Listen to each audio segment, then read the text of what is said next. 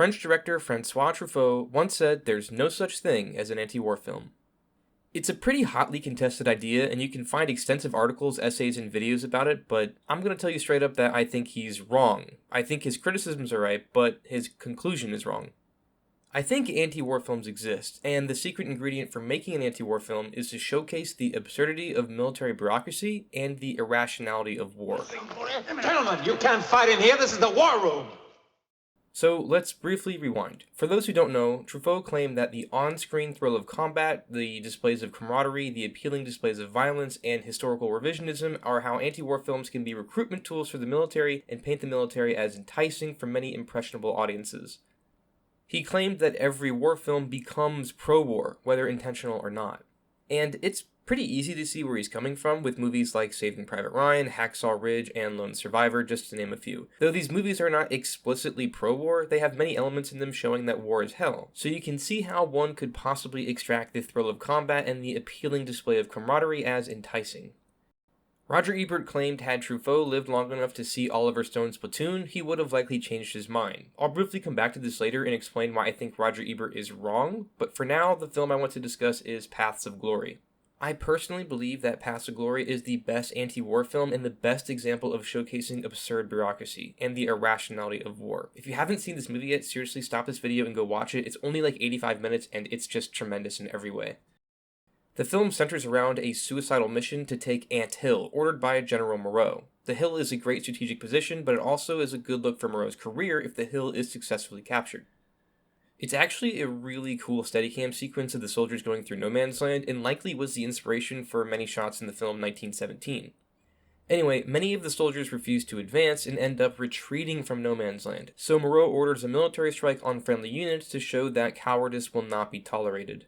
The order is denied, so Moreau randomly selects 3 men to stand trial for cowardice and are expected to be killed by a firing squad. Their commanding officer, Colonel Dax, played by Kirk Douglas, defends the 3 soldiers in a court-martial. The no man's land scene is the only combat sequence in the entire film, and it doesn't show anything besides soldiers dying to random artillery strikes. They don't die heroically, there's no thrill of combat, and there's no exciting displays of violence. There's also no displays of camaraderie, and we don't see the enemy because the enemy doesn't matter. It's just people dying in an unceremonious way, without reason or without cause. It strips away 2 of Truffaut's criteria for what makes a film pro-war.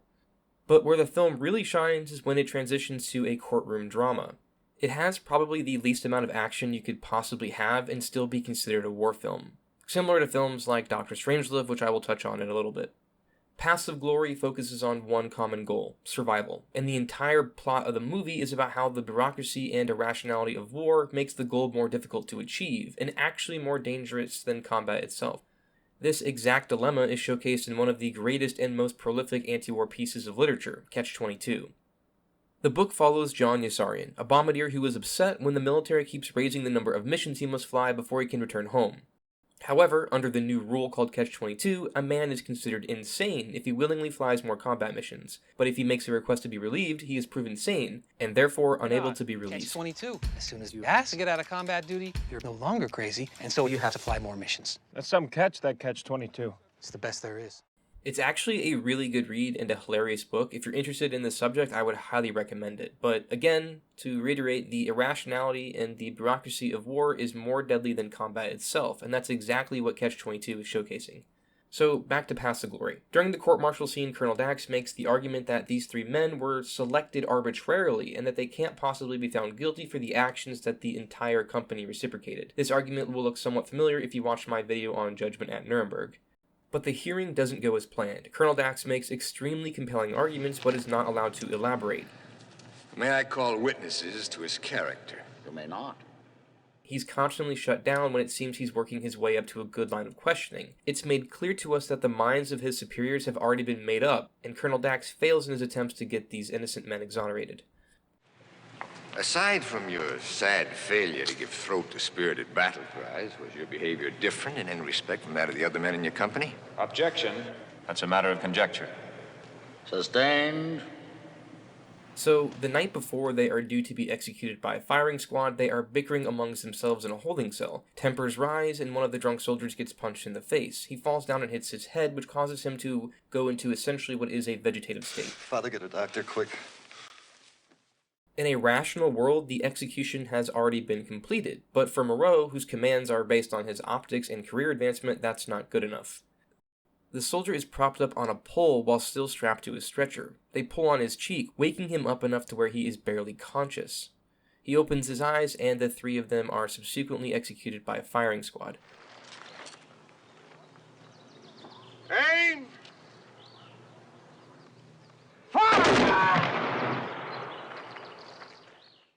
It wasn't war that killed these men, it was the myopic ambitions of their superior. Shortly after this, General Moreau is stricken when General Brulard announces that he discovered Moreau attempted to call an artillery strike on his own men. I'll come through what? There'll have to be an inquiry. An inquiry? But it won't amount to much. Those things never do. The public forgets. Public? That's the key here. This is the thing that sets General Moreau off, the public. His career is threatened by this. Moreau storms out of Brulard's office upon hearing there will be an inquiry. Brulard then offers General Moreau's job to Colonel Dax.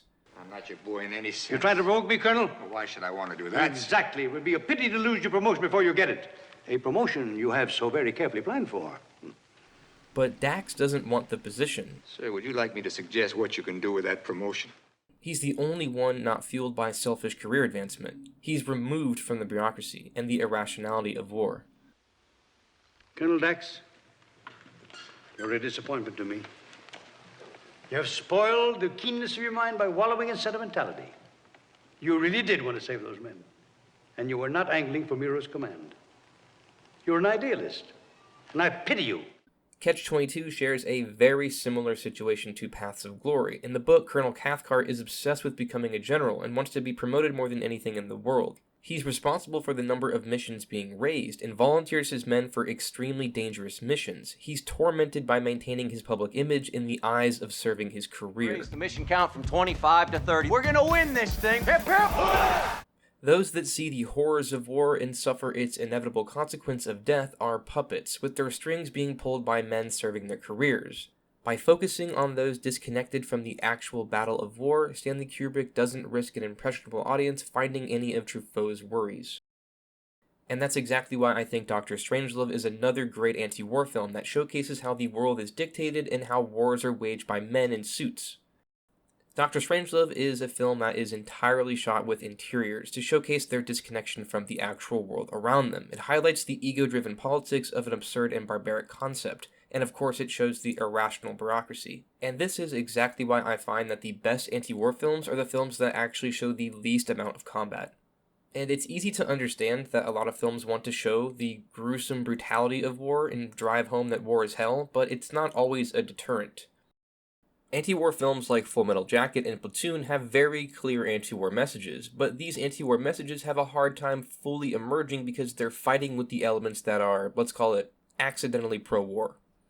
The gratuitous violence that is displayed as exciting is why I think Truffaut, had he been alive when Platoon came out, wouldn't have reversed his position. When I was in the army, there was a philosophy to embrace the suck. Being in the shit, as they say, is simultaneously shitty but enticing, and being in the shit is more manageable if you're with your brothers. In Platoon, the anti-war attempt is clear. One of the first scenes is Charlie Sheen narrating a letter he sends home to his grandmother about how he made a huge mistake to volunteer and how shitty everything is. Somebody once wrote, "Hell is the impossibility of reason." That's what this place feels like. Hell. And though the film shows the reluctant camaraderie between the soldiers, they really do voice their disdain for the war and showcase how it desensitizes them to violence.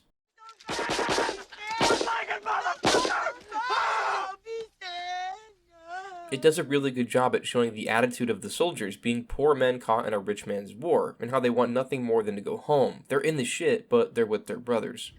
The poor always being fucked over by the rich. Always have, always will.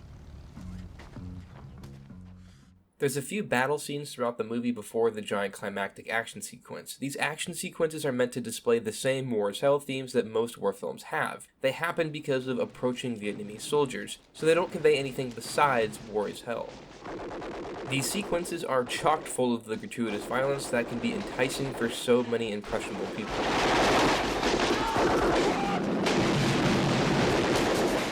The few action sequences that are elevated above that are direct results of the battling egos and ideologies of Sergeant Barnes and Sergeant Elias.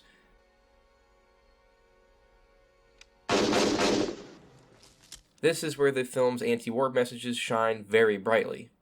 In the film, the soldiers are caught between the bureaucracy of the two sergeants, and they are also victims of Lieutenant Wolf's incompetence. Lieutenant Wolf wants the men to respect him, but to the soldiers, he has done nothing to earn it, so he behaves like he thinks he should, causing him to remain silent after witnessing Sergeant Barnes murder an innocent person, and in the climax, he kills himself and other soldiers after he fails to call in an airstrike on the right coordinates. The irrationality and bureaucracy of the battling sergeants and Lieutenant Wolf's incompetence are responsible for just as many deaths as combat itself. These anti-war elements all work very well, but they're mixed into a stir-fry of things I think are accidentally pro-war. For each great scene you have that showcases the absurd battling ideologies of Sergeant Barnes and Sergeant Elias that causes most of the conflict throughout the film, and all of the good conflict throughout the film, you have another scene in which the Vietnamese soldiers just happen into the American soldiers and a battle ensues. The end battle of Platoon has a good mix of both. It shows the incompetence of Lieutenant Wolf and his airstrike on friendly units, and it shows Sergeant Elias getting gunned down in the emotional and philosophical climax of the film, which is a direct result of the battling ideologies and bureaucracy. But everything surrounding those good moments is just exciting action sequences. Charlie Sheen's character has a few heroic moments where he goes from a reluctant soldier scared to fire his gun to an Arnold Schwarzenegger commando type of soldier who is running and gunning, blasting down enemy soldiers, and screaming how war is beautiful. It shows how he's desensitized to violence and how war has changed him for the worse, but it's still very easily appealing.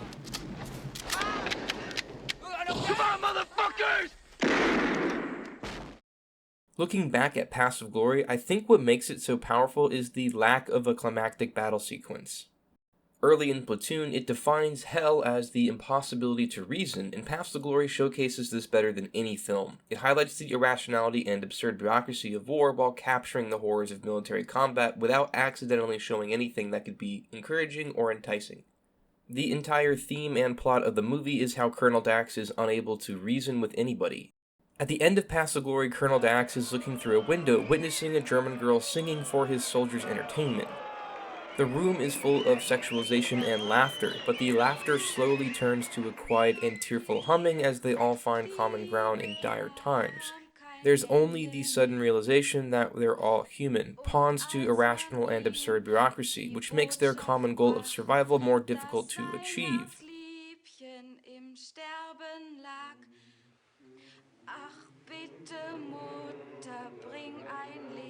They're equals, reflecting on the absurdity to the countless deaths for the military to win a few feet of dirt for someone's career advancement. Upon witnessing this rare act of humanity, Colonel Dax allows his men a few more minutes before they must return to the trenches and back to the irrational. We have orders to move back to the front immediately. I'll give the men a few minutes more, Sergeant. Yes, sir.